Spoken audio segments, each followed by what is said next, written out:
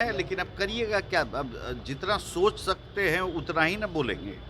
और तो वही पूरे बिहार के सरकार का हाल है।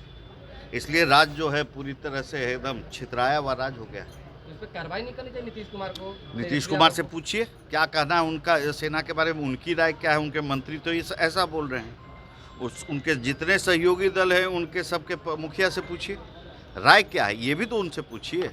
ये दुर्भाग्यपूर्ण है। तभी तो सो जाके आज सेना का मनोबल जो इतना उठा है प्रधानमंत्री मोदी जी के नेतृत्व में, इसलिए लोग ये है क्योंकि पूर्व का जो इतिहास है वो तो क्या था, बॉर्डर पे आयाराम गयाराम की स्थिति रहती थी। चाहे वो चीन का फौज आया, आज कैंप लगाया लद्दाख में, 1.5 महीना रहा, फिर उठ के चला गया। तो जग जाहिर है, प्रमाणिक चीज है, आपको सब चीज है। मतलब आपका कहना है कि पहले से सेना मजबूत हुई है इसलिए लोग सशक्त भारत। महत्वपूर्ण सवाल है। इस वर्ड का उपयोग सुरेंद्र यादव ने किया है। निश्चित तौर पर इस वर्ड को लेकर के कड़ा प्रतिवाद हो रहा है, लेकिन सवाल यह है कि इस तरह का अनाप शनाप बयान राजद के नेता लगातार क्यों दे रहे हैं? मंत्री दे रहे हैं, नेता दे रहे ये हैं। तो तेजस्वी जी से पूछे ना कि क्या उनका जो है अपने पार्टी पे नियंत्रण बचा है, नहीं बचा है। उनकी राय क्या है, सेना उनके सहमति से दे रहे क्या? क्योंकि देखिए, ऐसे ही कुछ दिन पहले एक रामचरितमानस लेके उनके शिक्षा मंत्री शुरू किए, किसी ने नकारा नहीं उनके यहाँ से, तो सहमति थी। फिर यहाँ से उनके संबंधी का जो पार्टी है उत्तर प्रदेश में, वहाँ के एक मंत्री उठाए तो कहीं सहमति थी। तो एक चीज़ तो बड़ा स्पष्ट हो गया कि रामचरितमानस के बारे में उनकी इन लोग की राय क्या है। अब आप पूछिए उनसे आज कि सेना के प्रति उनकी भी भावना यही है, राय वैसी ही है। तब पता चल जाएगा कि भारत जोड़ो यात्रा वाले लोग जिस तरह से मनोबल गिरा रहे थे, तो ये भी उसी तरह से संलिप्त होकर जो देखते हैं भारत की सेना को, जनता माफ नहीं करेगी। अमित शाह आ रहे हैं, कैसे देखते हैं कार्यक्रम?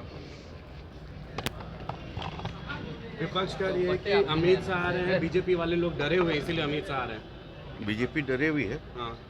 वहाँ अकेला अकेला एक रैली करे, हम तो अकेले ही करते हैं। ये तो 5 दल जाके वहाँ पे पूर्णिया में बैठे हुए हैं महीना भर से लोग। जिस दिन से ये कार्यक्रम की घोषणा हुई है आगमन की, तब उनका पूर्णिया का रैली हो। तो डरा कौन है ये आप बताइए। शंखनाद जो महागठबंधन करने जा रही है, क्या लगता है कुछ असर पड़ेगा? आप देखिए, आपको याद करना पड़ेगा 2 चुनाव, 2014 का लोकसभा, 2019 का। 2 भारी भारी शंखनाद हुआ था कलकत्ता के परेड ग्राउंड में। देश का कोई विरोधी दल का नेता नहीं था जो कि वहाँ पर उपस्थित नहीं था। यहाँ वाले लोग भी गए थे दोनों में। परिणाम क्या हुआ वो आपको सामने ही है। नीतीश कुमार को कहा जा रहा है कि पीएम के लिए आगे बढ़ाया जाएगा।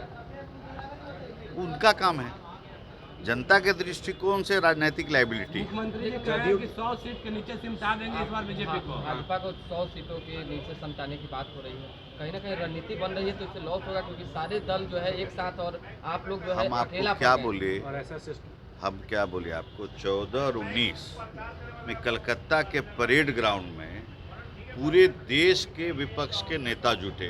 परिणाम क्या हुआ आपको पता है। नेता वोट नहीं ना करता है, वोट जनता करती है। जनता चुनती है नरेंद्र मोदी को भारत के प्रधानमंत्री के रूप में। वही होगा फिर।